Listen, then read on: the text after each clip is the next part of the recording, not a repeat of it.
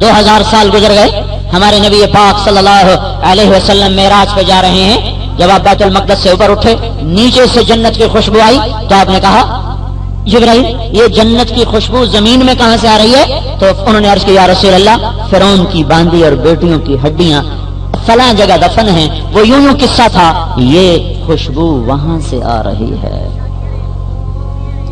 یا فرعون کی بیوی نے یہ منظر دیکھا، وہ عورت تھی، بے اولاد تھی پر عورت تھی، اسے پتا تھا ماں کیا ہوتی ہے، ممتا کیا ہوتی ہے، اس کے دل میں کلمہ اتر گیا، کوئی ماں حق کے سوا یہ قربانی نہیں دے سکتی، وہ بے ساختہ اس کے منہ سے کلمہ نکل گیا۔ فرعون کو اپنی پڑ گیا، میں نے تو عبرت کے لیے اسے جلایا، ایمان میرے گھر میں کہاں سے گھسایا، اور اس نے یہ اس کی سب سے پیاری محبوب حسین بیوی بڑے لاڈ بڑے چمکار بہلایا پھسلایا، نہ پھسلی نہ وہ بہلائی گئی۔ اور عجیب بات ہے، ایمان کو جتنی حرارت دو اتنا تیز ہو جاتا ہے، جتنا اس پہ سختی کرو اتنا پکا ہو جاتا ہے۔ قید میں آئی بھوک دیکھی ایمان اور پکا ہوا، نہیں کارگر دربار میں جس کا حکم چلتا تھا اسی دربار میں کوڑے لگ رہے ہیں، خون بہ رہا ہے، اور عشق اپنی منزلیں طے کرتا چلا جا رہا ہے، عشق اپنی منزلیں طے کر رہا ہے۔ عاشق ہوں میں عشق کما میں جل رکھیں وانگ پہاڑاں ہو، سہ سہ بدیاں ہزار لمحے کر جانے باغ بہاراں ہو، منصور جائے چک سولے جتے جڑ واقف کل اسراراں ہو، ہاں ہاں سجدیاں سر چین باہو ات کافر کہن ہزاراں ہو۔ آج عشق کا امتحان ہے اور ہمارے لیے کہانی کو لکھا جا رہا ہے۔ کوئی عورت یہ بہانہ نہ کرے، کوئی مرد یہ بہانہ نہ کرے یہ اسلام آباد تھا، ہم کیا کرتی ہم کیا کرتے۔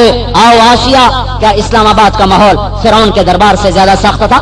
فرعون کے دربار سے زیادہ گندا تھا؟ فرعون کے دربار سے زیادہ غلیظ تھا؟ نہیں نہیں، تیرا دل ٹیڑھا تھا، تیرا دل ٹیڑھا تھا۔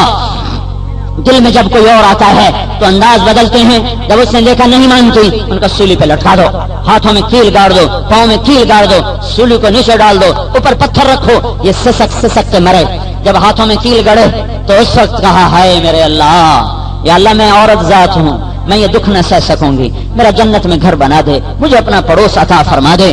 یہ دعا کا جو گول تھا اللہ نے اسے اتنا پسند کیا کہ اللہ نے اسے تاریخ کا حصہ تو بنایا اور حدیث کا حصہ تو بنایا، پر اللہ تعالیٰ کو آسیہ کی قربانی ایسی پسند آئی کہ اللہ نے اسے قرآن کا حصہ بنا دیا۔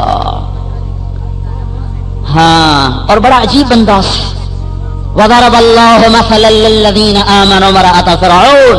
اے ایمان والو، اے اسلام آباد والو، آؤ، اے ایمان والی عورتوں ادھر آؤ، ایمان والے مردوں ادھر آؤ۔ جی یہ دیکھو میں تمہیں کہانی سناؤں، مثلا للذین آمنوا، میں تمہیں کہانی سناؤں، میں مرادی ترجمہ کر رہا ہوں لفظوں کا نہیں، میں تمہیں کہانی سناؤں کیا یا اللہ؟ یہ دیکھو امرأۃ فرعون، اس کے ہاتھوں پہ کیل گڑے، اس کے پاؤں میں کیل گڑے، یہ تڑ کر اس نے کہا رب ابن لی عندک بیتا فی الجنہ ونجنی من فرعون وعملہ ونجنی من القوم الظالمین۔ مولا اپنا پڑوس بھی دے اور جنت بھی دے اور گھر بھی دے۔ یہ دعا کا مانگنا تھا کہ اللہ تعالیٰ کا کھول دو جنت، کھول دو جنت۔ اسی وقت ساتوں آسمان کھل گئے اور حضرت آسیہ نے اصولی پر لٹکے ہوئے جنت کو دیکھا اور مسکراہٹ کے ساتھ ہی جان نکل گئی۔ وہ مردہ پہ پتھر پھینکتے رہے، کھال کھینچتے رہے۔ ہاں اگلی سنو یہ دعا کیسے قبول ہوئی؟ ابن کثیر رحمۃ اللہ نے اس روایت کو نقل کیا کہ جب حضرت اماں خدیجہ کا انتقال ہونے لگا تو آپ نے فرمایا خدیجہ جب تو جنت میں جائے تو اپنی سوکنوں کو میرا سلام کہہ دینا۔ یا رسول اللہ میں تو پہلی بیوی، میری سوکن کون؟ کہ فرعون کی بیوی آسیہ کو اللہ نے میری بیوی بنا دیا۔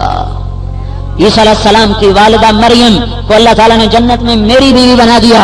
کہاں فرعون کی بادشاہی 4 دن کی، کہاں 2 جہان کے سردار محمد الرسول اللہ کی شہنشاہی ہمیشہ کی۔